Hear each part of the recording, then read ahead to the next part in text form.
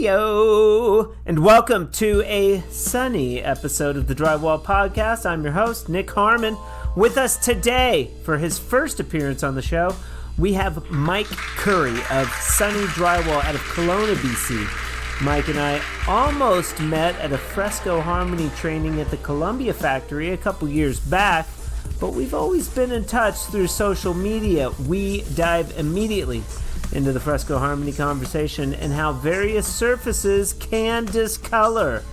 We get into how he came up in the trade working for his father and riding a bike to work selling pop as a teenager.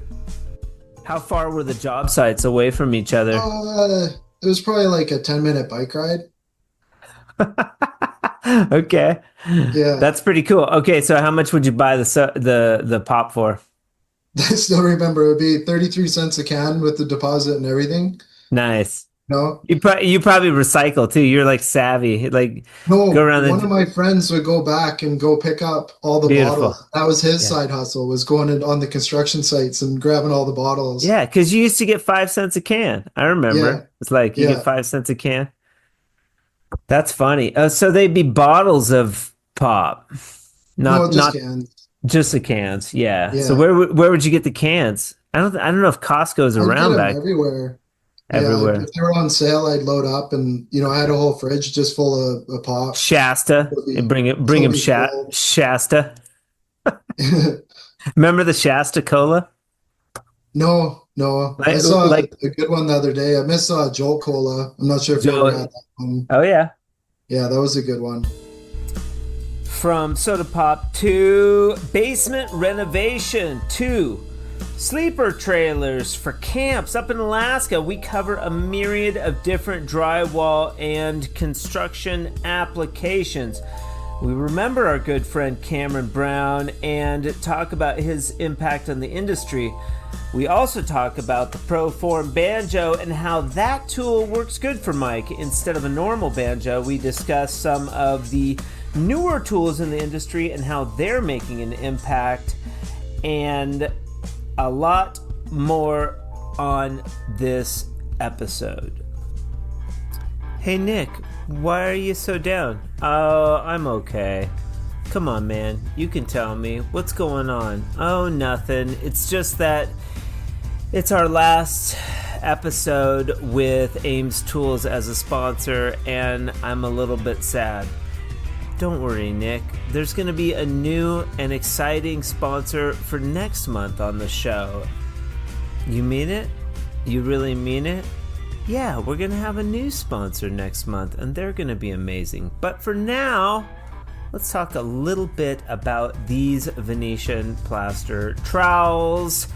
If you're working with Venetian plaster, micro cement, or any other kind of high-end decorative finish, the tools you use make all the difference. When Tape Tech decided to branch into Venetian plaster, they took time to research the best manufacturer in the industry, and that's why they chose Come. You may remember my interview with Simone from Come last month. He leads the Italian company responsible for some of the finest trowels in the world. Now, through a private label partnership with Tape Tech, they have brought those same high-quality Italian-made tools to North America, giving pros access to the same craftsmanship and quality that decorative finishers around the world rely on.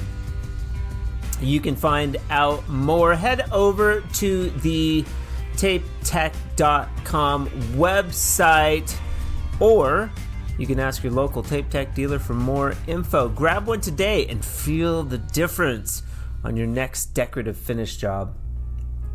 Looking for something to do in October, maybe? You guys should come to Swindon and join me along with a bunch of other drywall badasses for the GWI and Paint Station UK collaboration trade day. I call it a retail adventure, but whatever. We'll have demos from Fresco Harmony, Panel Ray, Adobe Spray Equipment, Flex Power Tools, Monarch, Axis, and more. Also, they'll be introducing Morph Sanding Solution to the mix along with our friends at Tape Tech, Asgard tools, Superproof tools, and also, here's the big one, the much needed and long awaited Harmony trowel from Comay. They'll be releasing this trowel for the first time at this event. I'd love to meet you, so come join the fun. But for now, we got a little finisher named Mike Curry. Sunny Drywall out of Kelowna, BC on the 143rd episode of the Drywall Podcast. I'm going to shut up now. Let's do this. There he is. You got a Fresco Harmony hat. Shut. Yeah. Yeah, I wear this one all the time. Not for work, though. Don't want to get it dirty. No, they're too nice to wear for work. No, you got to keep those separated, the work hats and the good ones. Yeah. I agree. I do like the Fresco Harmony ones. I haven't changed the style in a bit because I like them. Yeah. And you got the Columbia shirt, repping the Columbia. Yeah, gotta love Columbia. We're gonna get into it. Pretty good. Yeah, we're gonna get into it. Mike Curry, not to be confused with the food curry. But is it spelled the same? Yeah, it's spelled the same. Okay, all right. Sunny Drywall out of Kelowna. Most of the people that I interview are ahead of me in time. So West Coast is behind, but my family is up in Washington, so I'm familiar with that time difference. Yeah, it kind of sucks with that living all the way on the BC side. Because some of my friends over in Nova Scotia were like so time separated, I want to call them up at 8 o'clock, but it's, like 12 over there. Yeah. Very cool. Where did you get the Fresco Harmony hat? You hooked me up with it. Won that contest with that sweet hawk.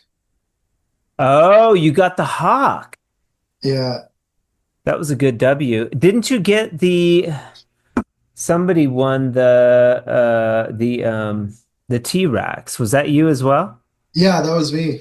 Yeah. Have you gotten the T-Rex yet? No, I haven't heard from him yet. Shut up, dude. I've emailed her twice. Yeah.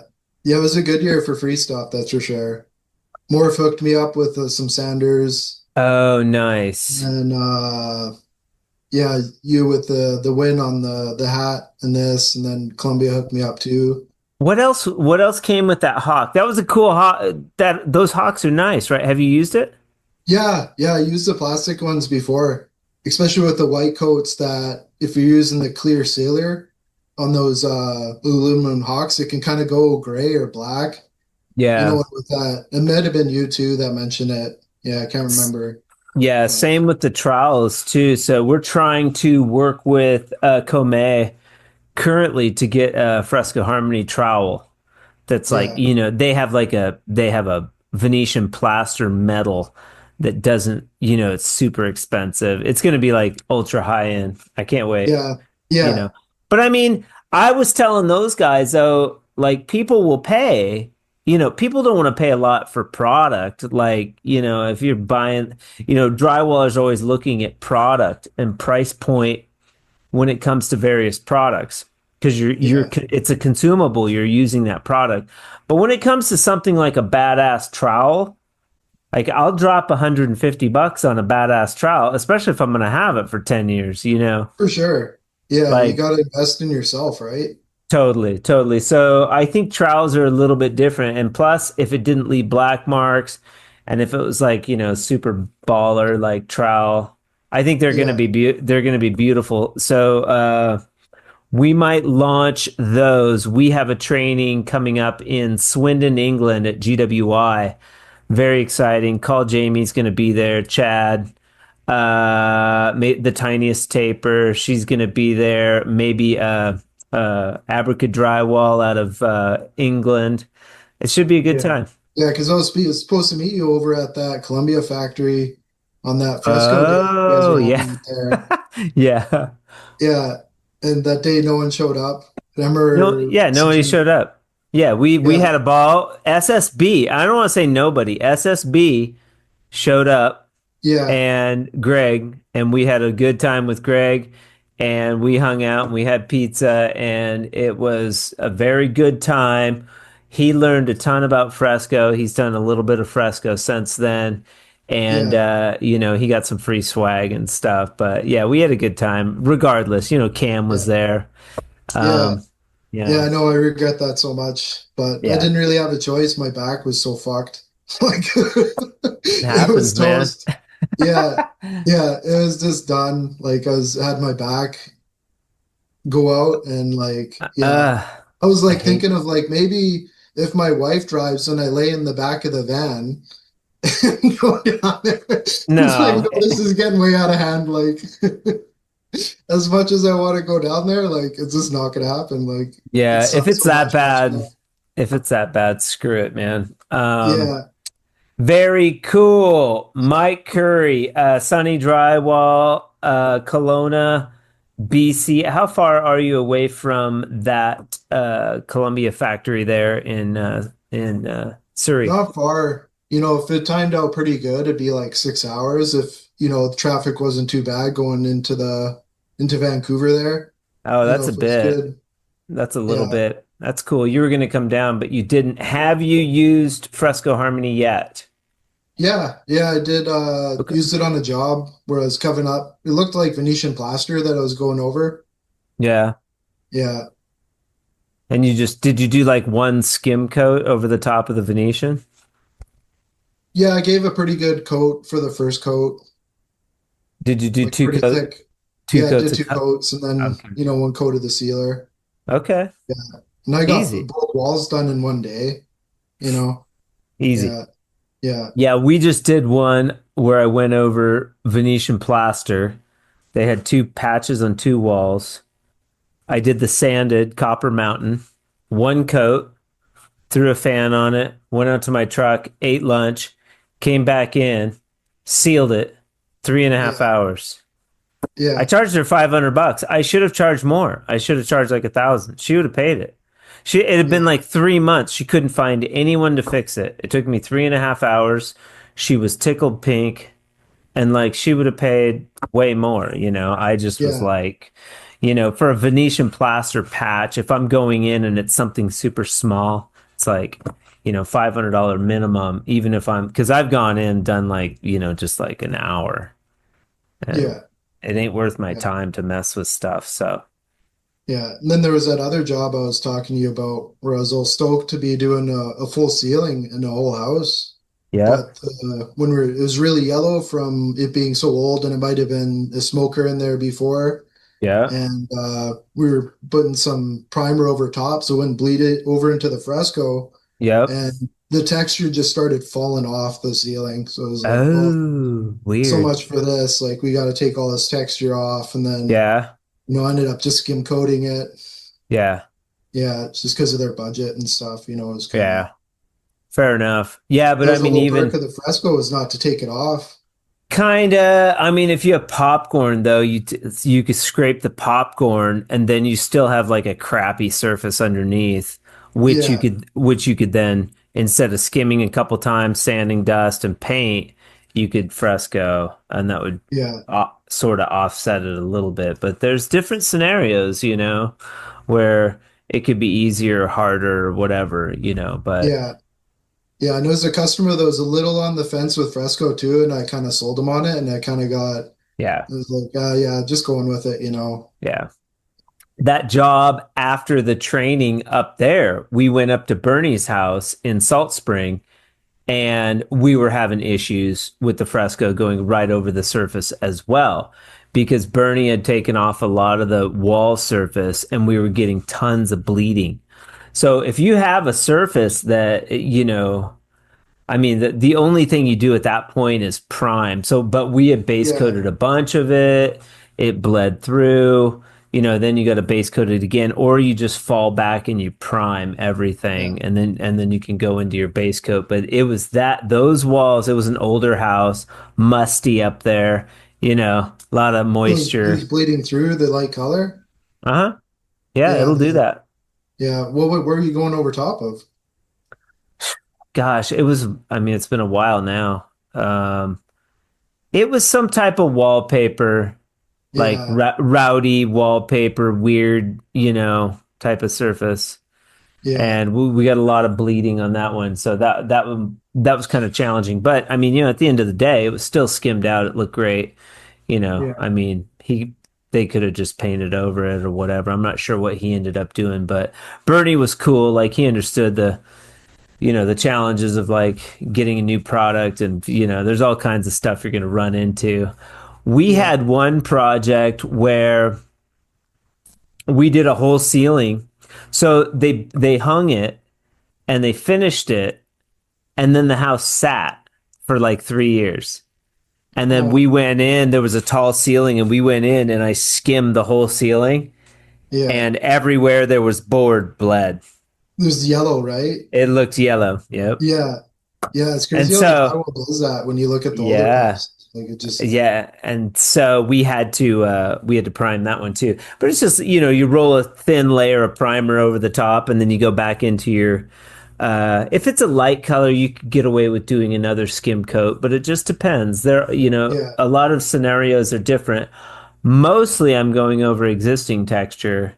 So it's a no-brainer. You're skimming out the wall and covering the texture at the same time.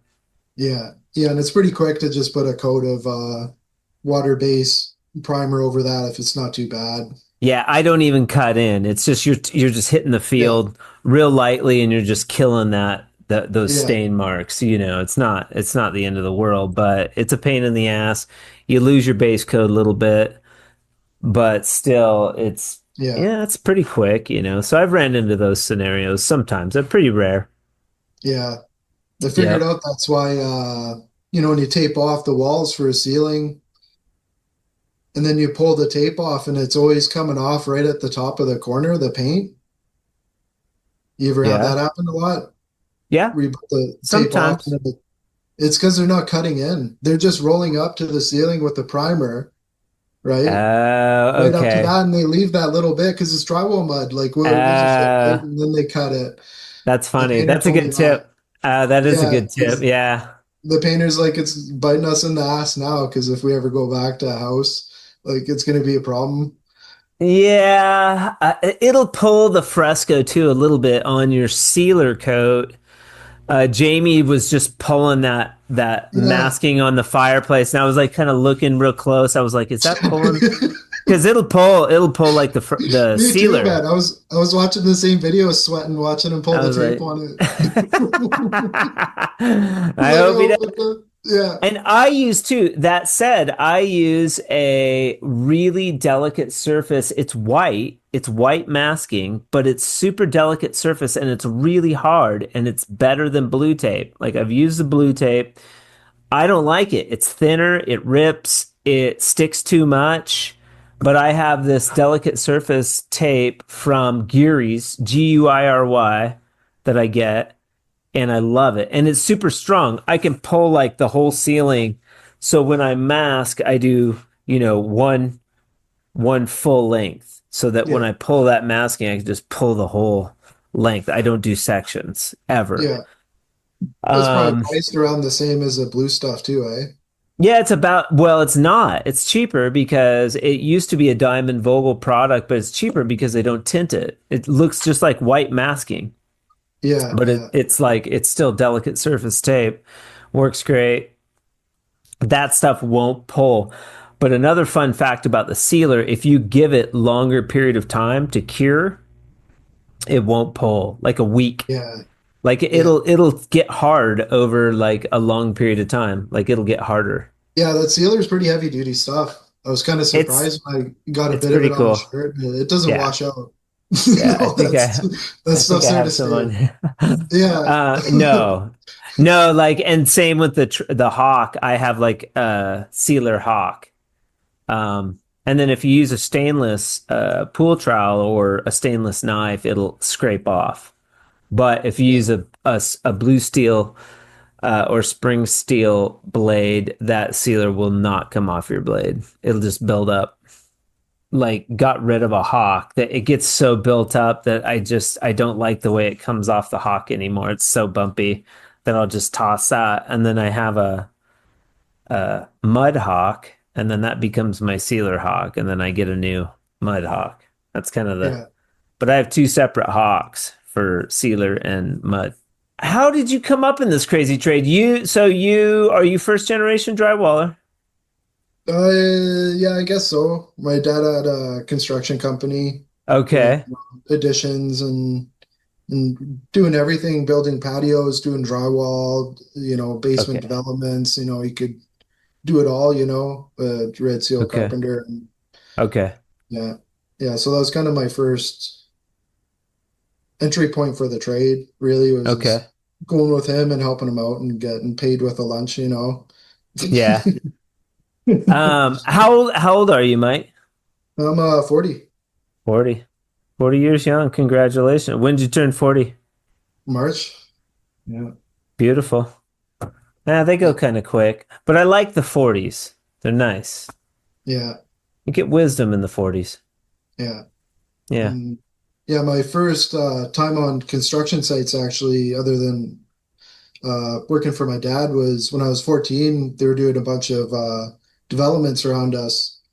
And I had a trailer that I pulled behind my bike full of pop. And I'd be selling pop to all the construction workers and making like really good money doing that. Like I'd clean out my whole cooler and go back at lunch, load up again, and Cool. then go there. And yeah, it was pretty interesting seeing all the different trades. And yeah, the stucco guys were the best customers. That's funny. Like cans of soda.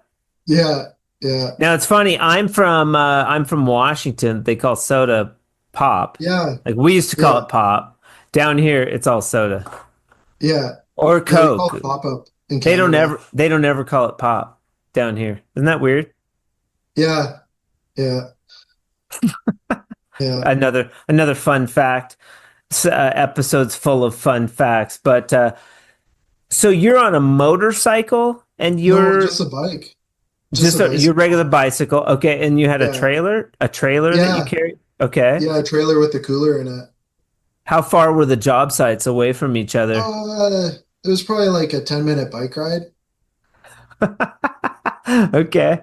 Yeah. That's pretty cool. Okay, so how much would you buy the pop for? I still remember it would be 33 cents a can with the deposit and everything. Nice. No? You probably recycle too. You're like savvy. Like go No, around one of the my friends would go back and go pick up all the beautiful. bottles. That was his Yeah. side hustle, was going in on the construction sites and grabbing all the bottles. Yeah, because you used to get 5 cents a can. I remember. Yeah. It's like you get Yeah. 5 cents a can. That's funny. So they'd be bottles of pop, No, just not cans. just the cans. Yeah. So Yeah. where would you get the cans? I don't know if Costco's I'd get around them back everywhere. Yeah, everywhere. if they were on sale, I'd load up and I had a whole fridge just full of pop. Shasta, Totally, bring him totally full. Shasta. Remember the Shasta cola? No, no. I saw Like a good one the other day. I missed Jolt Cola. I'm not sure if you ever Joel. had that one. Oh yeah, Yeah, that was a good one. Joel and RC. But there was Shasta was the knockoff. I think Shasta was like the original knockoff brand from Coke and Pepsi and all that. Yeah, Funny. Okay, so how old were you at that time? about 14. About 14. So you had this entrepreneurial spirit. You drive to the job sites, and one of them being your dad's job site, I'd imagine. Yeah, yeah. Once I got older, in high school, I was working for him on the weekends, and Okay, there was a rule if he caught me skipping school, I'd have to go work, you know. beautiful. I like Yeah. that. And what were Yeah. you doing? Because you probably weren't. Probably didn't throw you into drywall. What were you doing primarily when you were working with your old man? We did a lot of basement developments because Calgary was doing a lot of building, and they'd always leave the basements unfinished. Okay, And yeah, that was kind of his knack, was doing the basement developments and okay. adding a patio to the back as well. Yeah, Yeah, a concrete patio. Bill Gagne was into that. He has a YouTube page called like the basement whatever. It's got a Yeah, ton of followers. But back when I it's started, really nice because you're not dealing with yeah, all the bullshit in the house, and like you got your own totally, area, you got the back yeah, door. It's all yeah, just fresh and ready to go. It's not like a renovation where you're opening up surprises and totally. And those Yeah. are like that's framed, like you have to hang it? It's just framed, insulated, I think, too. Okay. Yeah, and poly. But it's usually something's done wrong. So usually fixing poly and adding bulkheads for the heat ducts and stuff and Yeah. putting walls up. But Okay. yeah, but So the outside some walls are pretty much done. maybe some minimal framing. You A were lot of doing some backing. framing. Yeah. So did you get decent at like a little bit of framing? Oh yeah. Yeah. Yeah. Yeah. Yeah. Cool. Cool. So you had sort of a round education before Yeah. you jumped into drywall full time. Yeah. Yeah. And then after that, working for my dad, I worked for ACO trailers.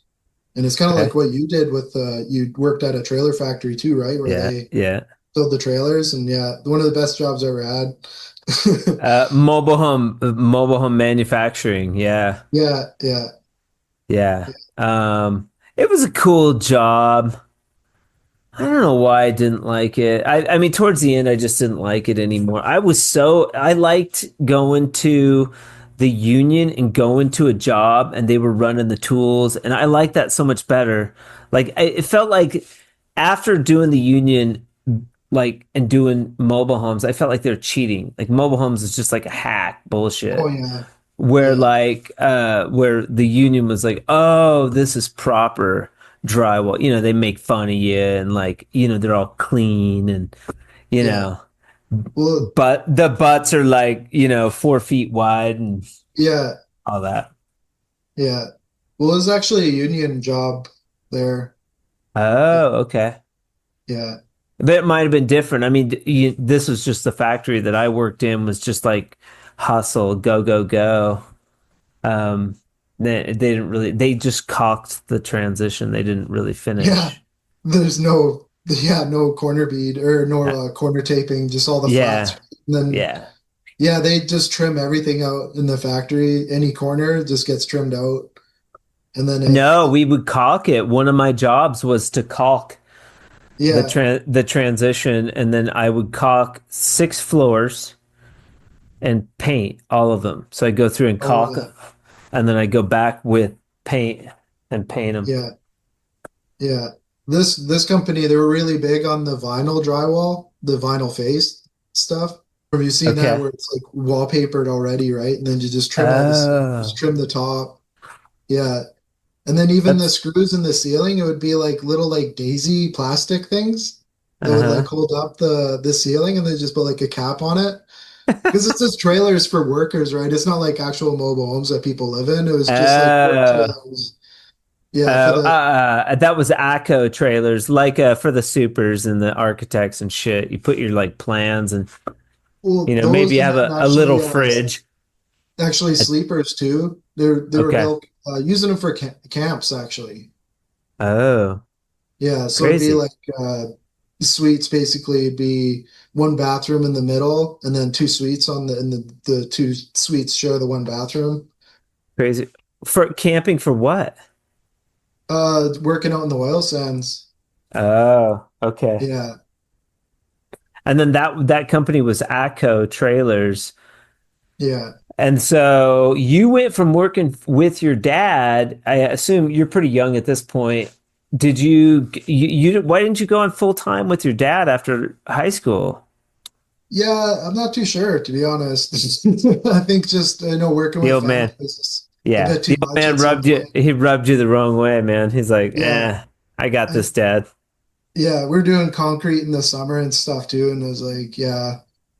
And then just an opportunity came up there, and I was like, yeah, I Okay. should do this. Okay. Cool. So you're making a little bit of money. What were you doing for the ACO trailers? Framing up the walls, Okay.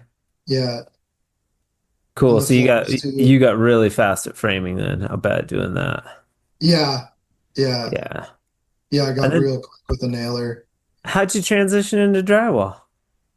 Uh, yeah, I guess after the 2008, crash, they did Yeah. a full layoff. Everyone got laid off, Okay. and ended up I was about I think about 25 at the time, and I wanted to make a big move to Vancouver. Okay. just for a change, and cashed out on my house. And basically, like I called it, early retirement break. I just went out to Vancouver for like 3 years and just had an awesome time out there. Once the money ran out, it's time to Yeah. get back to work. And that's when I first started a general contractor. But it was, to be honest, I was more of like a handyman doing the small jobs and stuff. You weren't working for a company? No, no, just You were on my sort of own. trying to do your own thing. That's Yeah, ambitious as a youngster. yeah, yeah. Just doing And handyman stuff. You knew a little bit. You stayed in Vancouver? yeah, yeah, Yeah. You liked it yeah. there. It was pretty good. Yeah, yeah. I kind of got the last taste of it. The people that were out there at the time, because now it's not really the same.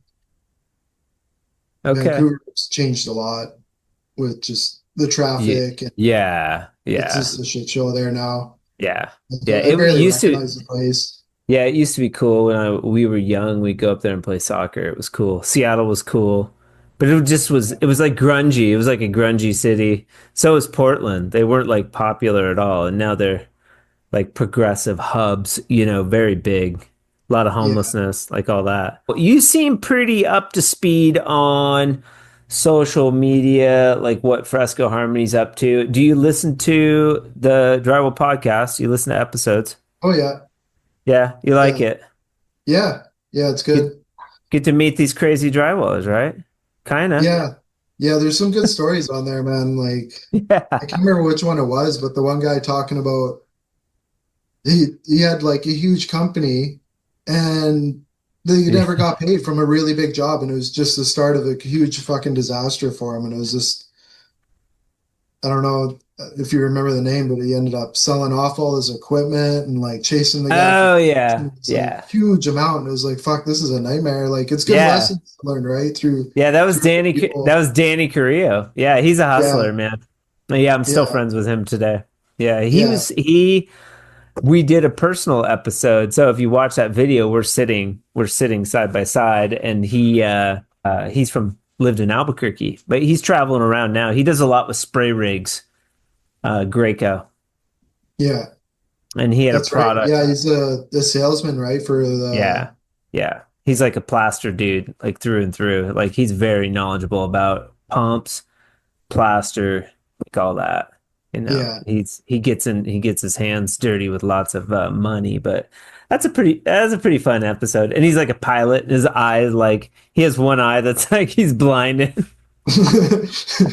Yeah, the dude's funny. Yeah. Yeah, you hear a lot of different varying stories, They're pretty yeah. interesting. That's And then I that's was funny. going back in time listening to Cam's first show too. Yeah. But Yeah. I had trouble finding the second one on your list though. I couldn't It's on find it. there. Maybe it was Yeah, the it's on first there. one or the second I couldn't find, but Yeah, they're both on there. It's like yeah, episode 21 and I don't know how many. yeah, yeah. Sorry for your loss with him too. That was Yeah, that's tough. surreal that day because when we were checking out my feed, I was really busy that day and I was kind of keeping up to it. And at first, I was like, "Oh, haha," Columbia killed off Cam for hacking the account or whatever. Right, Like, right. Yeah. and then throughout the day, it got more serious. I'm like, "Yo, what is going on here?" Like, Yeah, yeah, that would have been actually a funny prank, kind of. yeah, In right. retrospect, it's not so funny, but No, I I no, remember I called my girlfriend and she was like, "Stop fucking with me. Like you're joking." And like, yeah, yeah, I was just, distraught. Yeah. yeah, Yeah, it was yeah. And then pretty rowdy. going through his Instagram feed too, like right from the beginning, it was like really sad because you could see that he's like at that point where he's ready to he had the dog, he had his shit figured out, and Yeah. I can't remember if he had a girlfriend or not, but like, he's like Yeah. on his way to like, having that family and stuff. And like you could see him like transitioning like all these different phases of his life where he's like a football player and then like yeah, and he's like in bodybuilding for a bit, and then like, and it seems like Yeah. he found drywall as like his thing, and especially with fresco. He could have done anything. Yeah, The dude was like an angel, but he like he got it really quickly. Like I always talk about like how, like not just running his business, but like he went back from Albuquerque. I don't think he even knew how to run a bazooka, you know. And like all of a sudden he's just running all the tools and it's like how did you even learn? Like who showed you how to do that? He just could do shit. And it was the Yeah, same with his videos. Like I just learned like how he edited his videos because he sent me the footage from when he was in Albuquerque and it was all sideways. Like so he edited all his stuff. He would take the video in portrait mode, this way because it yeah, sits better on. I always do it this way and I edit this way. Sorry, portrait pano. And yeah, then when it shows up on Instagram, it's a little pano video, but it shows up that format's good for YouTube, but right. it's not good for Insta. Well, he like would always double down on Insta and like TikTok, and he'd make all Yeah, those badass videos, and it was always like, why are his videos so good? And it's because he'd edit them sideways. He would film them like this, but then he edit them sideways and maybe other people know this, but I just figured it out.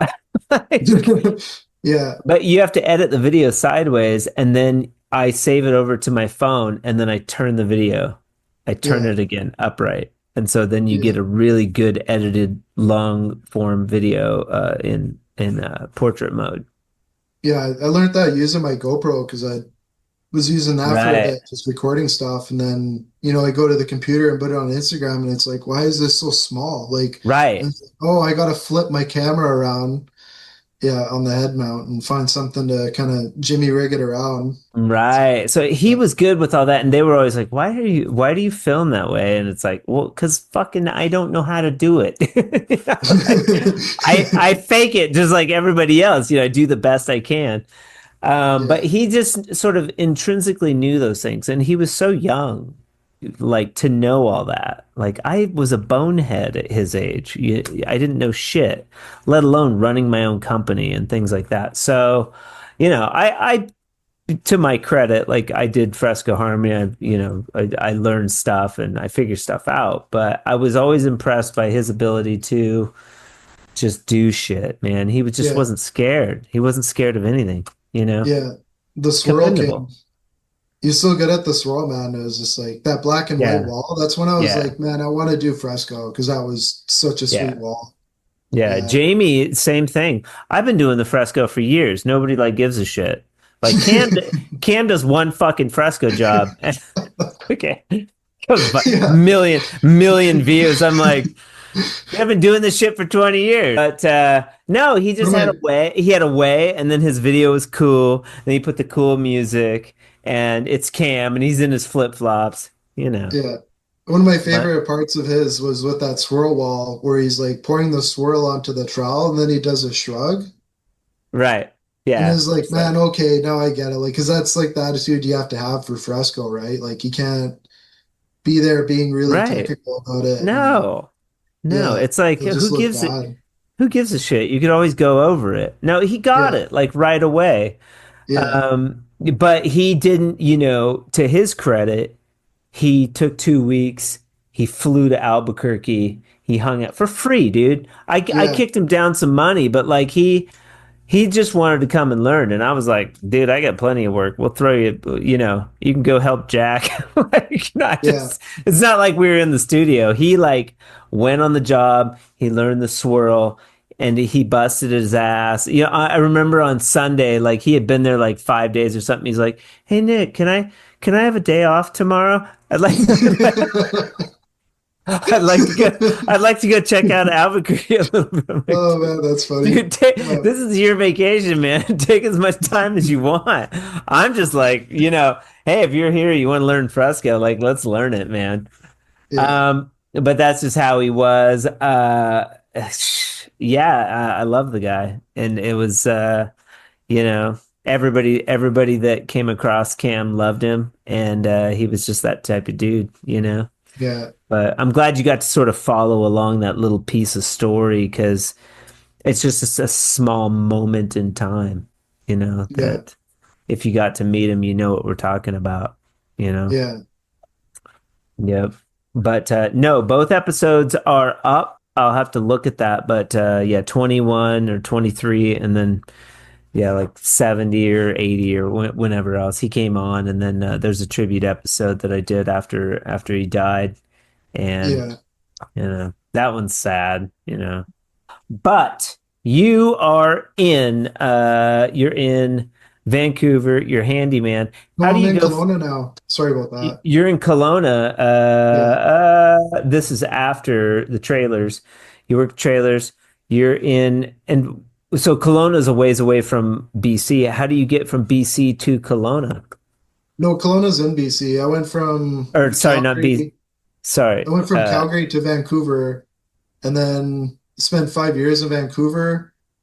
Actually, probably, yeah, 10 years in Vancouver and then moved to Kelowna about five Okay. years ago in 2019. Did another move to Kelowna because Okay. had a kid and was just kind of thinking like, is this the right place to raise a kid in Vancouver? Yeah, With the but open child abuse. I'm trying to get the timeline right. You were in Vancouver. You had a little life going there, but how did you go from living in Vancouver being a handyman to drywall? Um, yeah, when I did the move out to Kelowna, originally opened up, kept the business, Blueprint Renovations Okay. in Kelowna. But after 2020, I think I was doing my taxes and it was like, man, I do a lot of drywall work. Like it's three-quarters of my stuff metal Oh, taping. right. And it was just kind of a decision there. And like I was looking at it, I'm like, all the rest of this is like such a headache with the supply Yeah. and waiting for material and waiting for window installers and the tile guy. And Yeah. just, yeah, I was like, man, screw this. I'm specializing. Like I'm going into Yeah. drywall. Smart. Like only, yeah, GC always like that aspect right there always confuses me. I'm always like, why do you want all that headache, man? It's yeah, easy to just go in and bid one thing. It's not like yeah, maybe your margins can be a little better if you're doing the framing or putting in a window, but are they sounds like they're not, that much better. no. And then the tools too, right? You have to have all the tools for every single thing. Like you need all the framing tools, all the tile Yeah. tools, all the, Yeah. yeah, A just, drywall, you can get away with like just having like a couple knives and stuff in the truck, yeah, mixer, whatever. yeah, Yeah, I have a little bit, like a special setup that I have like, what I need, a bucket brigade, a couple of milk crates of, my masking tools, my knives and pan, my hawk and trowel and like, my snips and, like all that's in another thing. yeah, And it's like just a very, if you keep it all sort of organized, you can find it and like just throw yeah, everything in the truck. And it's like, I don't have to think about if my paper tape is in the truck or whatever, my fiber tape, it's there. yeah, I keep a little gallon container of Quickset, like 45, just in yeah, case. Little pieces, couple pieces of rock, just in case I got to do a patch. yeah. You got like a patch tote with all the scraps and a couple of pieces of board in there and stuff. And Well, and then I have a trailer, so that keeps all my scaffold. Like I have two Perrys, 6 foot scaffolds, yeah, my little giant. Gotta have that. My plank, my telescoping plank. In case I get into some rowdy stuff, I'll just hook on the trailer and yeah, take the trailer. Do you yeah. do you do you have a trailer? No, I did have one in Vancouver, but the truck and trailer got stolen and everything got cleaned out of it. And Beautiful. they ripped the trailer open like a sardine can, so it was a write-off. Yeah, so Lame. and then parking was kind of difficult in Kelowna with where to put the trailer, so I never really got it after that. It was like, yeah, Yeah, you were like, screw it. yeah, That makes sense. I got a good deal on my trailer. I keep it mostly at home, and I'll only take it to a job if it's not exposed. I'm Yeah. kind of because people break into trailers here too. Okay, so you're in Kelowna and you're doing drywall full time. You like it. What do you like about Not too sure. It just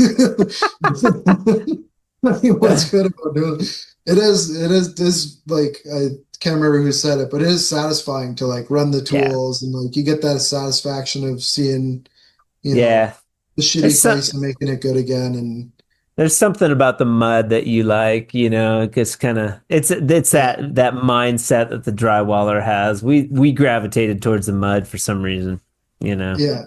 Some Well, people are like, yeah, "Oh, I don't want to touch the mud," or it looks like shit, and they're like, yeah, "Oh, I can finish that, but I don't have the time." And you're like, yeah, "Yeah, you can't finish that, dude."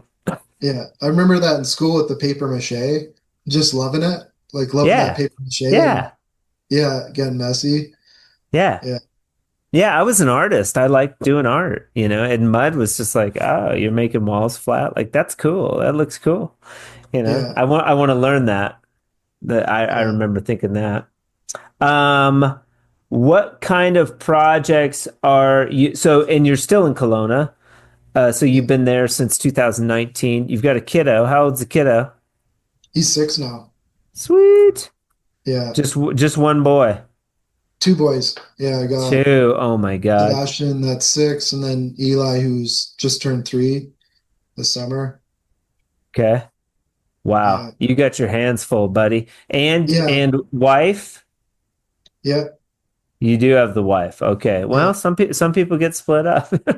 Who knows? yeah, You've been married for a bit? yeah, yeah. Nice. Been married though. Nice. Yeah, Congratulations. That's good. It's if you can do it, if you can hang in there, you got the kids, it's a lot easier route to go, man. I recommend it, especially if you're yeah. having kids. Yeah. Cool. Cool. And what's the wife's name? Alicia. Shout out Alicia. Yeah, Shout out to Alicia. She puts up with Mike on a daily basis and helps yeah, helps him raise two rascal boys. That's yeah, awesome. Love it. Love it. And then does she work or it's just Sunny Drywall? yeah. She works full time. Good. Yeah, social worker. Excellent. You guys got a nice little life going up there. I love it, man. I love it. It's good. It's always sunny at Sunny Drywall. Yeah, I get that a I- lot. It's always sunny. One of my favorite shows too. It's so good. In what's the It's show always sunny in Philadelphia. in Philadelphia? Well, I don't think I ever watched it. No, man. Oh, it's Is funny. that It's just a funny sitcom with Danny DeVito in it. It's Always Sunny in Philadelphia? That is the name of the show. Yeah, Yeah. yeah. Okay. Yeah. It's Always Sunny in Kelowna. You Oh could man. have that like on the back of your truck. Yeah. You haven't been up here before, have you? Mm-mm. No. No. No. Oh. Big Dog was up there, wasn't he? Yeah, yeah. It's a Yeah. lot like your area with the heat. It gets up to like Okay. plus 40, plus like when it's really hot, like plus 45. Okay. Um, Yeah. and that's probably like 100, 105 Fahrenheit. Yeah. Okay. Yeah. It's pretty much Do you the do, same as do yours. you ever run into that crazy guy, Big Dog? Yeah. You Actually, do. there's a drywall shop down the road from me that they Okay. announced like a big sale, like going out of business, big sale thing. And like both of us like ran down there Yeah. to get tools and like ran into each other. And then, Pushing each other out of the way. Give me that. That's my banjo. well, actually, we were like, went down there and we were both like laughing on the outside of it because we're like, oh yeah, big closeout sale and it's like 10% off. Right, right. It's like, okay, like not what we thought, but we got a They little got bit of, two chumps down there to buy some stuff. yeah. What's the name of the drywall shop? I can't remember. I think it was West Tech Tools, but there's so many of those names, right? Okay. It's kind Yeah. of tough to keep track. I remember There's a lot of they're pretty tech well known names. though, because they Tape were the only Tech. guys in Kelowna that would fix tools. Okay. And they're really well known. They used to live in Surrey Okay. as well. Yeah. And the guys at the drywall suppliers know them. And Yeah, they're pretty well known around. I think they're still in business, but they just closed down their shop, just running out of their garage probably or something like that. But she'll like deliver the tools still. Like if you order up stuff, they'll bring it down to you too. So that's pretty cool. Cool. And they sell Columbia. Yeah, yeah, Columbia and pretty much every brand. Okay. And that's what you're running? Are you running mostly Columbia? Yeah, we'll need Columbia and I got a bit of a Tape Pro stuff too. I got their giant banjo, which is really nice. That thing's pretty sweet. And then when they come with, I'm always like, that's stupid because like, why wouldn't you just have a bazooka? Like, but I imagine you have a reason for it. yeah, for the renovations and stuff, like the bazooka is almost too much for it, for Right. like the clean out and running it. And then you're running Yeah, it on stuff like you're always finding like nails sticking out and like, true. there's certain jobs you don't want to use it on. And then yeah, So just it's for the like a cleanup. banjo. It's like a banjo, but better than a banjo. Yeah, because it has basically the head of a bazooka, but the body of a banjo, and you can reach the I ceilings and stuff with it too. I call it like the bazooka trainee tool. It's like a trainee, little Yeah, training wheels. yeah. Well, it's actually a little more difficult to use that than the bazooka. Oh, For whatever really? reason. Yeah, Oh, and that's a Tape Pro. What do they call it? I'm not even sure. Yeah, I think Okay. it's a Tape Pro. Yeah, they got two different ones, I think. One's a little bit better than the other just because of the way the blade works. They got one that flips up, and then I got the one that it kind of shoots out and Okay. just like cuts it instead of, yeah, I'll do a patch here and there, but not enough to bust out a banjo ever. yeah. Yeah, my banjo's up for grabs. So if anybody needs a banjo, I was looking at it in my studio the other day. I'm like, I haven't used that thing in, you know, 14 years. Like, I need to Yeah, get rid of it. But it's nostalgic, you know. yeah. But I was running the slot box for the longest time. That was my Okay. go-to method for a really long time was the slot box and You've just, heard the funny episodes on the slot box. oh yeah, Like yeah, we make fun of the slot box quite a bit on the Drywall podcast, but yeah, you too are a slot box, and then so you probably at some point reached a critical threshold where someone either gave you a bazooka or you found one really cheap. Why on earth would you go from? Because people that use a slot box really have a hard time. It seems like going to the bazooka from the slot yeah, box. yeah. Why do you think that is? Gilberts were using like a bazooka a little bit there. I saw it. I was watching. I feel like they're back to the slot box. Yeah, I think they just give up too quick. And this is a problem for me too, is when you start a job, it's like you got to keep going, right? So if you're starting off with the bazooka and you're fucking around with it and the tape's cutting weird and you're fixing the thing after like a half day, of trying to make it work. Fair enough. I mean, somebody was like, there was a designer that was talking about Tadillac, like doing the product Tadillac in showers and bathrooms and stuff. Nobody does it in my area. And then I interviewed the artisan, Jeremy up in Montana, and he sells like Cadillac type product and stuff. And he was like, "Oh, you should do it, dude. You crush it down there." And I'm just like, I don't want to do it. I'm just as stubborn. I'm just as stubborn as anybody else about like, nah, it took long enough to learn the fresco. I don't want to add this shit to my arsenal. Like Yeah, just fresco. Like if you want to do Cadillac, go find somebody else type of thing. But keep I it could simple, right? I could make money doing it here for sure. Like you wouldn't do fresco in a shower area, but I think Cadillac looks cool, and or micro cement. I think it's great in those areas. I just Yeah, don't want to. I don't want to tackle that. yeah, I don't know why. Because of the stubbornness. So you're saying you go like you're taping all day, you're fighting the bazooka. It's too easy to just go back to the slot box and like throw that thing in the corner. Versus yeah, if you only know the bazooka, you do your damnedest to fix it. Like you'll figure it yeah, out. You'll whittle like a little cutting blade out of like a piece of corner bead or something, and like jimmy it in there and like make it work again. yeah, Right? yeah, yeah, Like you kind of have to be a little bit mechanically inclined if you're going to run the tools, first of all, you want to run them properly. If you're not running them properly, they're going to break more quickly. But if you are running them properly, I think a lot of it is knowing how to fix them really quick.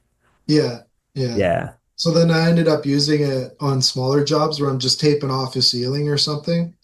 That we have that time to kind of take it easy and learn how to use it and Right, right, not be so pushed with to taping off a whole place, with it. right, right. Yeah. Did you get a deal on a bazooka or something, or did Aaron send you a Columbia? How did that work?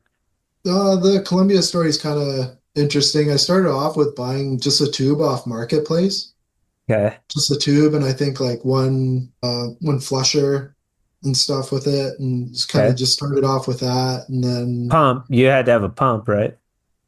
no, I was using the tube at first, uh, Oh, the just applicator the tube. compound tube. Yeah, Okay. yeah. So started off with that, and just slowly adding, the small stuff like corner rollers and all that, and just kind of chipping away. Right. Yeah, That's why that semi-automatic stuff from Can-Am does well up in Canada because it's like the gateway drug. totally. Yeah, yeah. It gets people on the brand for sure. And then what happened? So you're using a tube and a flusher, and then that was just kind of how you got into using, but it wasn't, what kind of tube was it? Is this a 42-inch tube? Just a standard. It was Okay. like a really burnt out tube I got for like $80, Okay.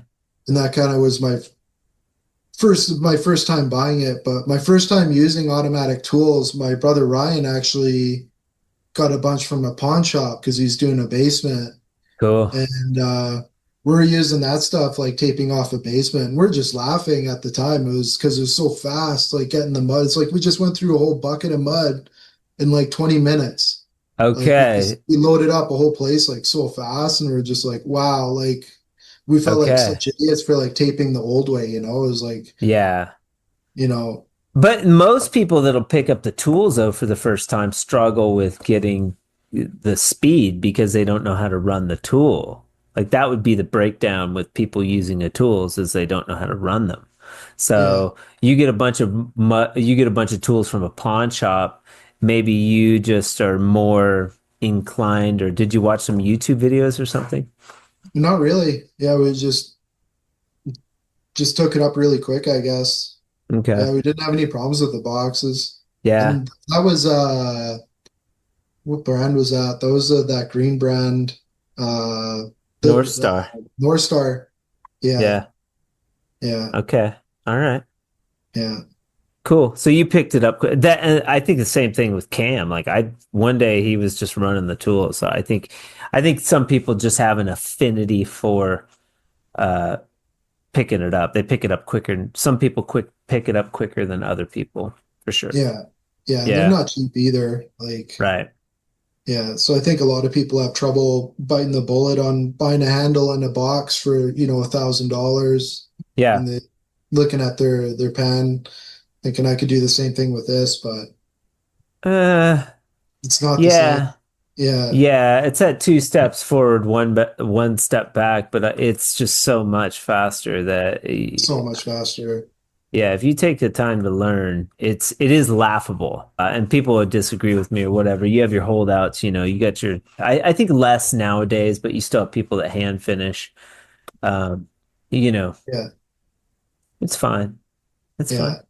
yeah. And for learning to run a lot of the tools like the bazooka, Drywall Nation was a huge help with that, with all Okay. their videos that weren't Yeah. so, they're just really clear cut videos on how to run stuff and not full of fluff. Yeah, I And think then so Drywall too. Doctor too. He's one of the Oh drywallers yeah. I follow a lot, and I got him on your show, right? And I was reached out to him on YouTube, like you should really go on the Drywall podcast. Oh, okay. All right. Yeah, Yeah, because I think maybe I reached out to him prior, but maybe a couple people said request suggested that he come on the show, and that's how I kind of got him. But it's great yeah, episode. That I really like that episode.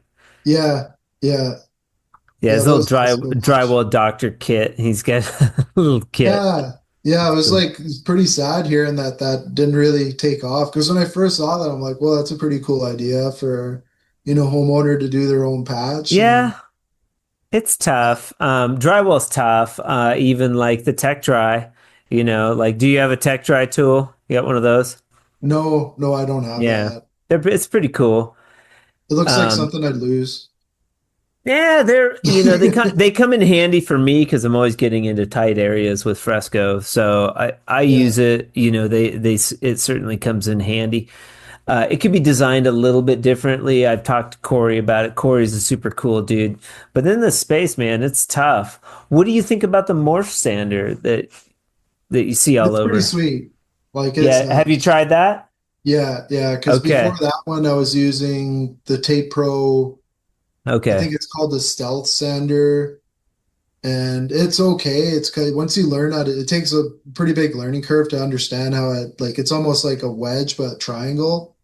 So like Okay. one part's barely even touching, and then the other corner, like the on one edge, the corner is right into the corner that you're sanding, and then on the other end, it's hitting the sides.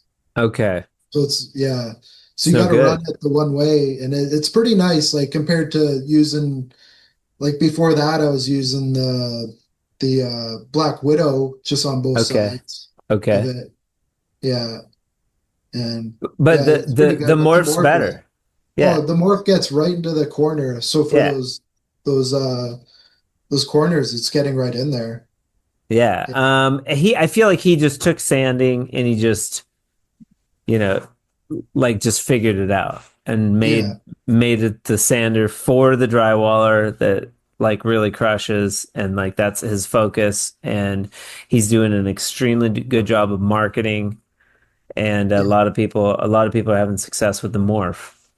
yeah, yeah. I always say, have you ever seen that show Dirty Jobs? Yeah. Yeah, I feel like he should have done the drywall sanding on the If you Dirty could, Jobs yeah, show. if you can. Like, I mean, yeah, yeah, because yeah. it's one of those jobs where it's not fun sanding and stuff, but Horrible. like that guy says on the running a blank for his name, the host who runs that, he has like a whole trades program right now where he's getting people into trades. Okay. Mike Rowe, that's his name. Micro. Yeah, and he came across a guy that was doing septic tanks and he asked him like, how do you do this? And he's like, the money, dude. Like, what else do you think I do it? Like, Right. no one wants to pull out septic tanks, like, but it's Yeah. good money, so there's opportunity in it with the Yep. I dirty think he's jobs. making good money up in Australia.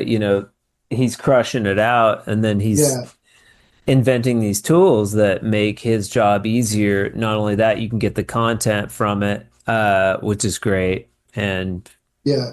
you Well, know, it's a great idea to have someone that just sands. Because like once you're done taping, you're pretty burnt. Like you don't want to sand. Like just to be able no. to have someone come in and do it, and then you go back and just load it again. Like Yeah, that's if you can find a nut job like James to come in and see, yeah, yeah, that yeah. just Good luck trying seems any young people crazy. that.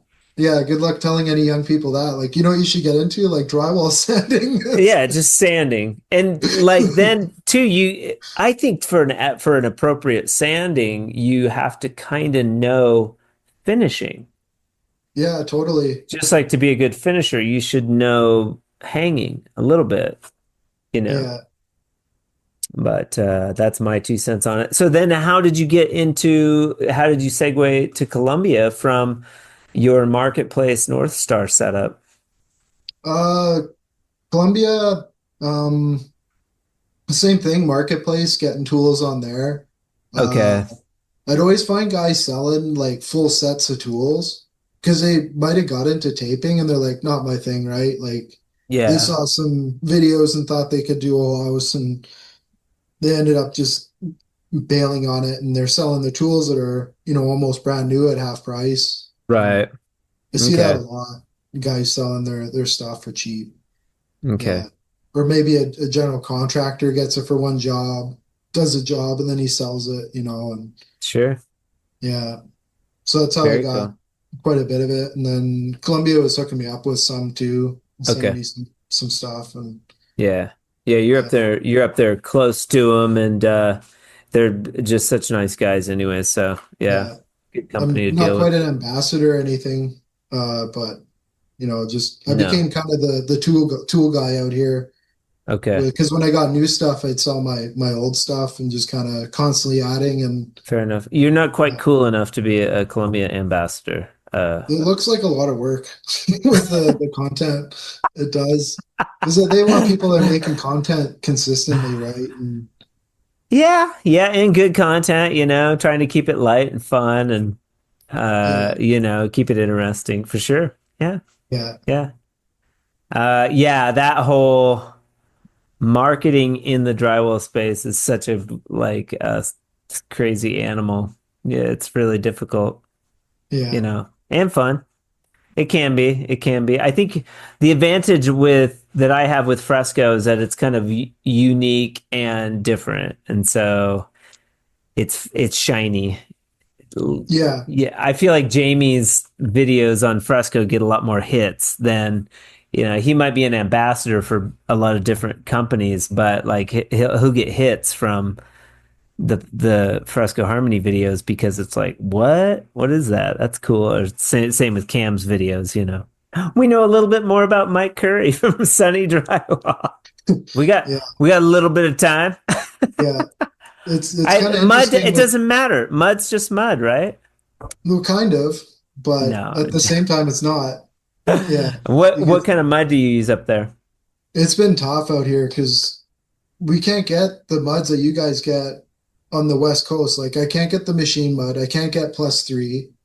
And then Okay. recently all the mud suppliers are going to the light compound mud, Okay. the light, so it's easier to sand, but like I don't want easy sand mud. Like I really don't. Like Okay. I barely sand on my stuff, so it's just kind of Okay. don't really get the point of that with the lightweight. So Like your it sets for issue boarding. is you can't get the mud that you want in your area. Yeah, yeah. Okay. All Yeah, right. because I even tried at the supplier, like, hey, can you hook me up with a full pallet of +3? Yeah. But it's like, no, we can't get it shipped over here. Crazy. Yeah. That's lame. Yeah. You So I'm can't gonna just get a try. pallet. I recently got a box for free of that Hamilton mud. I think you Okay. used that stuff too out at that Columbia day when you guys did that whole Yes. house. That Yep. looked like it was And hot. I used it in at CSR. I like Yeah. it. I like it. And Yeah. it's So more. You get more per batch. You're getting 4.5 gallons per batch of Fresco, which is kind of good. That's an extra pound of mud. yeah. You know, Well, that too, that's between the West Coast, you guys have those square boxes that mm-hmm, are, what are they, like 3.5 gallon or 4 gallon? 3.5. Mm-hmm. Yeah. And then out here, it's a totally different size. I mean, I like it because you get a richer color. You get a little richer color. Yeah. But and you're not wasting the bucket. You're not paying for the bucket. It's nothing for me to dump a Yeah. box into a bucket. I keep my buckets and clean them. Yeah. Well, what I've Yeah. been doing with the extra amount of mud is I have a measure bucket basically. For all my fresco, all I got is measuring buckets. Okay. And I just fill it up and then scoop the mud out to make it the formula that you guys use out at. Oh, yeah. I'll just tell people just to keep it simple. Just use 4.5 gallons. It's a little lighter in color, but that extra gallon really doesn't make that big a difference. I, Yeah. I would take the ease of use over using the two units together versus trying to skim off some because you're going to have drift. If you try to take a little bit of mud off, it's not going to be because they measure that mud coming from the factory. So my recommendation to you would just be use the 4.5 gallons, dump the Yeah. color in. Yeah. Yeah. But I just wanted to match the samples, that you have on the charts and stuff. And Fair enough. Fair enough. yeah, Yeah. I don't want a customer to be like, hey, this color is lighter than what's on the chart and tell them like, oh, I used more mud. Yeah, no, that's a good point. That's a good point. But there, you never go off the chart. The chart is a stepping stone. Yeah. You always go For from the the sample. sample. Yeah. Yeah. And then they can see like, oh, okay, there's a little step off from the sample to the chart, but that's okay. So Yeah. that's just my suggestion. Yeah. Obviously people using 3.5 gallons are going to buy a little more product, but I don't. I'm always like keep it simple. You don't have to invent the wheel. Just dump the color Yeah, in. You get 4.5 gallons of product. Use it. You're not going to yeah, get that much color difference from the chart. And always, I recommend always make a sample anyways. If you're I listening out really, there and you're a mud manufacturer, they need your mud in Kelowna. So maybe you guys should consider getting yeah, your mud to a retailer in Kelowna. yeah. And then Yeah. I know I'm not the only guy that's not liking this new mud too, because you got that company that you're using as stuff too, the mud skip, where it makes it denser, right? Okay. Because the Yeah. new drywall mud, like you can just dig your finger, like it scratches so easy. And with that mud skip, like I haven't tried it, but I see the whole idea behind it where it's a bit denser. Okay. Yeah.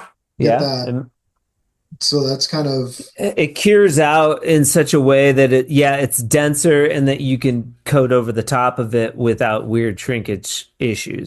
I like the way it sort of creates the mud to be more plaster-esque, and I like the way it has preservative. yeah, So I think yeah, there's some type of lime or something in the mud skip, especially the conditioner, the liquid. Like if I mix up a batch, it'll last without getting funky. yeah. Yeah, I was wondering if NoPoc did that too. If you ever use that stuff, the NoPoc. I have not used no pocket. That would be an interesting experiment to Yeah, because see I really like that NoPoc stuff. It's pretty sweet. Okay. I Yeah. don't on the second coat of fresco, if you're pulling it tight, you don't get even if you get the pock marks on the base coat, Oh yeah, it for fresco it doesn't really make sense. doesn't really matter. But No, but but for just drywall taping, it's pretty nice stuff. you like it. Okay. Yeah, it's a lot less shrinkage in the mud because you're using that, not Yeah. adding so much water. Yeah, and I then like the makes I like the mud conversation. I just I'm like, you can use whatever mud you want. I don't make my money off the mud. I make it off the Fresco Harmony. It's like a yeah, commodity product. It's weird. yeah, If I had my druthers, I liked Beadex too up in Portland when we worked up there. I used to yeah, use Beadex. That was pretty good mud. But yeah, for me, it would be the whiter base. White yeah. is more important than glues or things like that. That's So the true. the plus three has a more neutral, whiter base, and it's more universal. So Yeah, that's why I picked it, not for its qualities, but for actually the white base and that you can get it anywhere. But if yeah. I was you, you can't just order a pallet of mud to your house or from somewhere.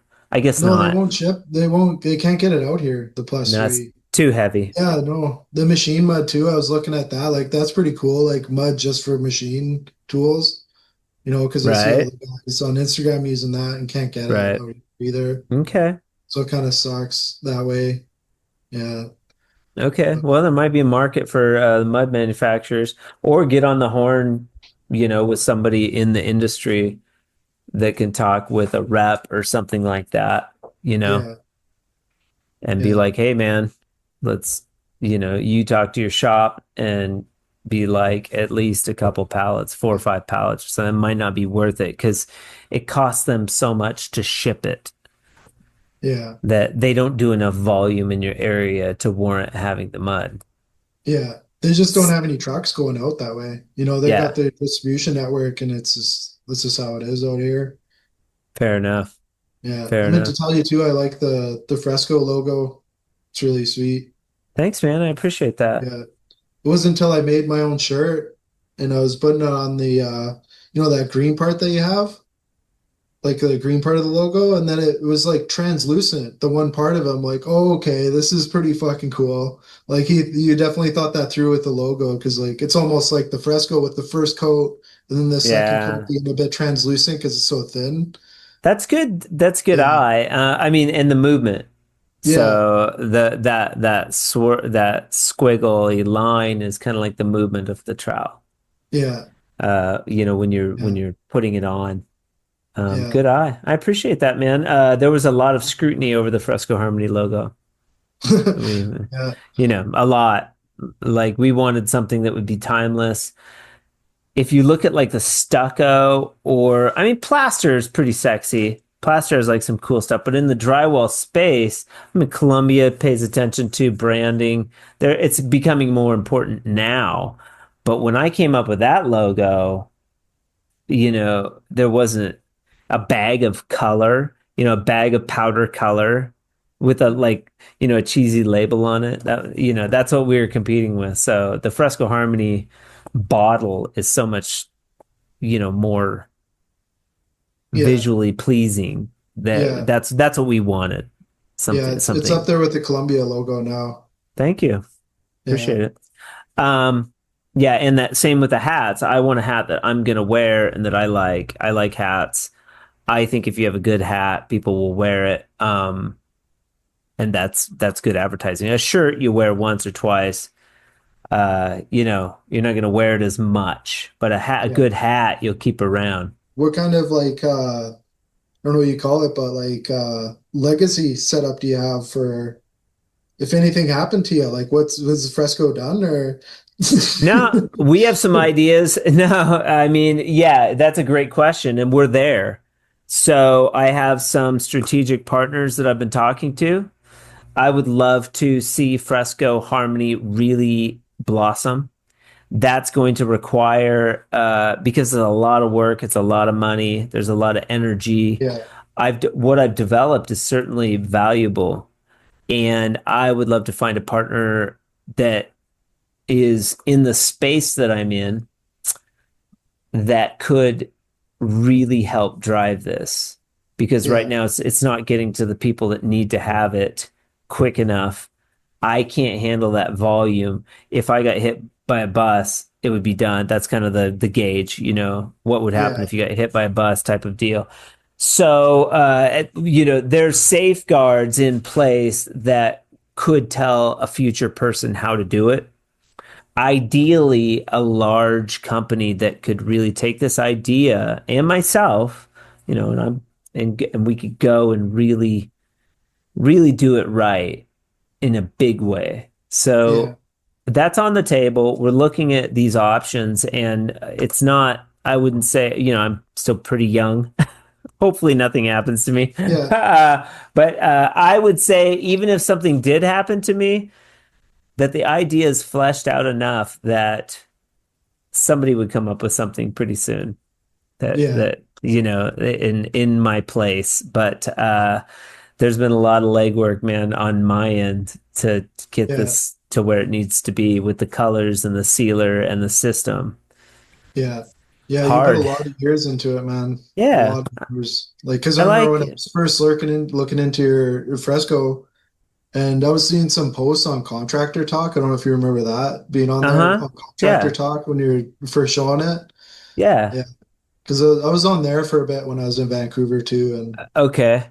yeah, on Contractor That Talk. and drywall talk, I got a lot of criticism, and then early on, like people are dicks, everybody's being a dick. So I would Yeah, post like on, drywall junkies, and people are like, I still have plaster people on like drywall junkies that are like yeah, just dicks about, oh, you're just using colored mud. It's like, yeah, I'm just using colored mud, dipshit. Like, go and use plaster. That's great. Go use it. That's not what I'm about.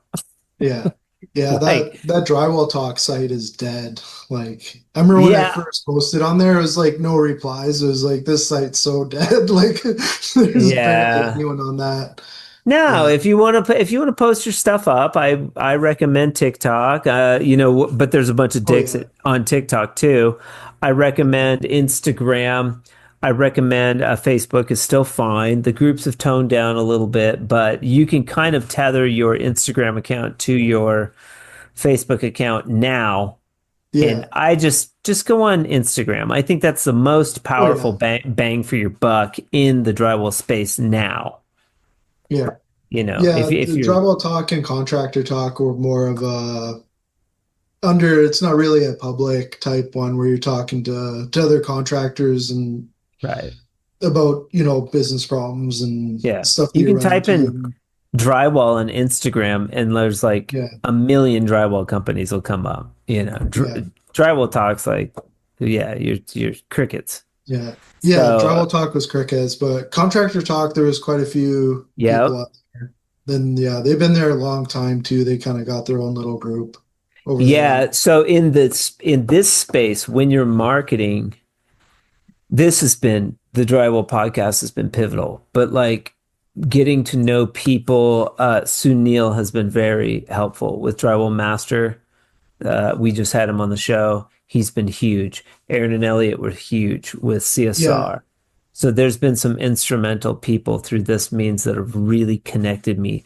Ames and Tape Tech have been super powerful. yeah, So there's a lot going on right now. There's a lot of energy happening. We're going to keep moving forward as best as I can. Continue to make my goal is to make Fresco Harmony more accessible to people in Canada. We just got into Bart's. It's going to be at Bart's. All the colors. That's yeah, badass.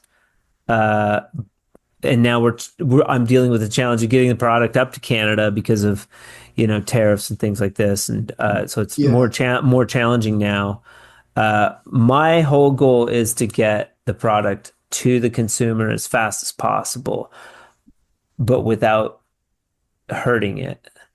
Like so, yeah, I have to protect it because it. yeah, Let's say I sold it for a bunch of money, or even like what would seem like a bunch of money to me. Somebody might not have the best interest of the idea in mind, and yeah, if it's not selling a shitload out of the door, it's just going to get squashed. yeah. It Well, that happened needs to with be North Star, right? it needs to be nurtured, like because not everybody gets it right away. Yeah.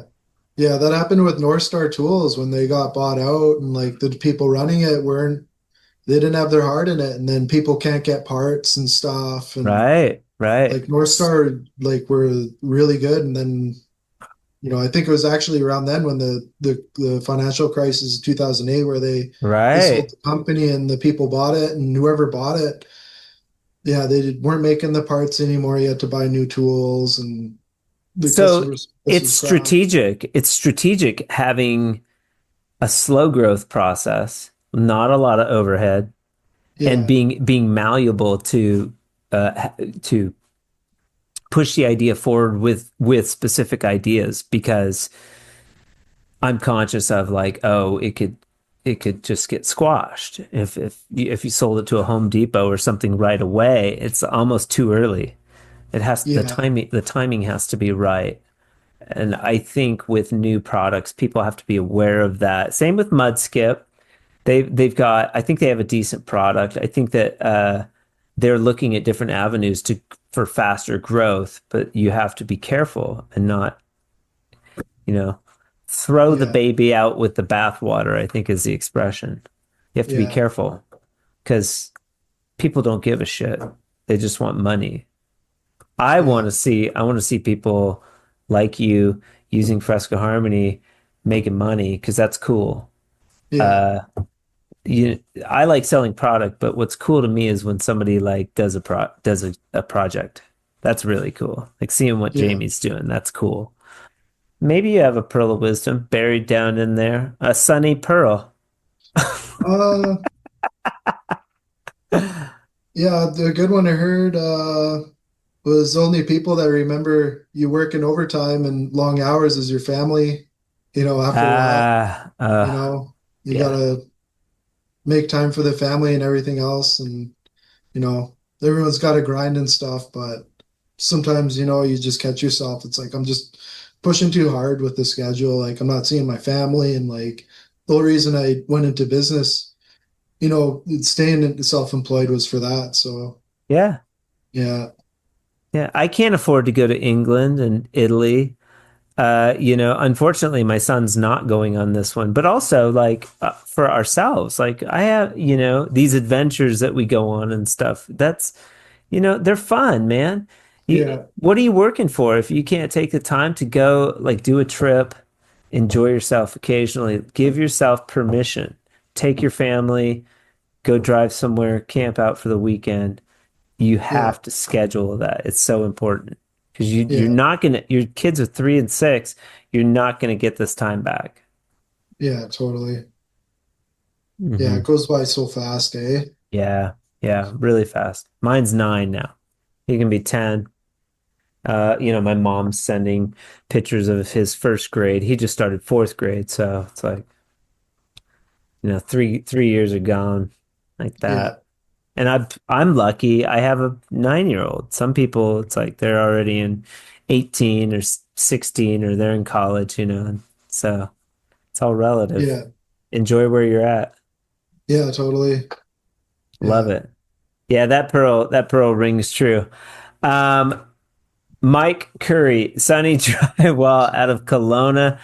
Thank you for being on the Drywall podcast today. No How was problem. it? How did it go? Smooth, Did I you like think. it? Yeah. Yeah. Yeah, it was a good Yeah. conversation. I hope other people get as much as I got out of it. Great conversation. It's good to see you in person finally. We're going to get to meet one day very soon. I hope you have a fantastic week, sir.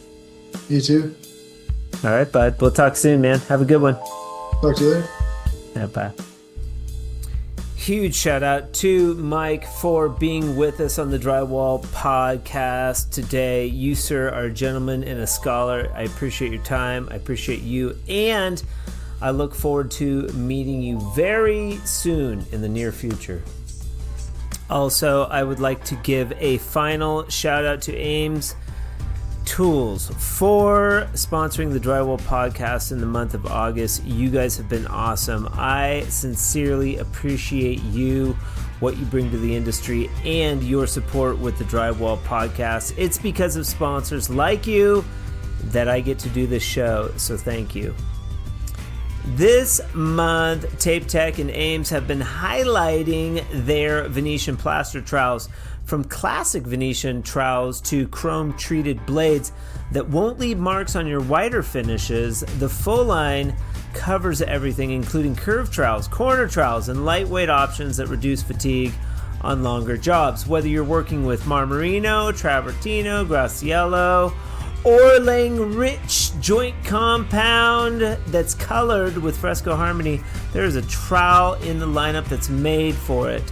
And because they are private labeled through Tape Tech, you're getting that European craftsmanship without the hassle or cost of importing. Check them out at tapetech.com or ask your local Tape Tech dealer for more info. Grab one today and feel the difference on your next decorative finishing job. You have a lot of options to listen to when you head over to the radio. Whether you're at the job site or on your way to work today, you chose the Drywall podcast, and I am appreciative to you for that. Join us every Friday, or most every Friday, for new episodes highlighting industry leaders and dudes and dudettes in the trenches, busting their ass, talking about their story. It's good stuff. If you're a drywaller, this is the place to be. I hope you guys have an amazing weekend, or if you're heading into the week, I hope you have a great week. And remember, keep drywalling.